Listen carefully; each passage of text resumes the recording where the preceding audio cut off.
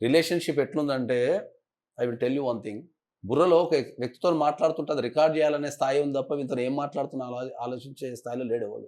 అంతే సార్. అయి ఏంటంటే రేపు ఏడికి పొద్దున పోయినా ఇప్పుడు ఎట్లా నువ్వు ఒక పోలీస్ ఉపయోగపడతాయి? స్టేషన్‌కి పోయినావు అనుకో, ఇప్పుడు ఏం రికార్డ్ చేయాలా అనే ఒక కాన్సెప్ట్ ఉంది గానీ, మరి పోలీస్ స్టేషన్‌కి పోయినా నా సమస్య ఉంది నేను పోరాడతా లేదు ఇక.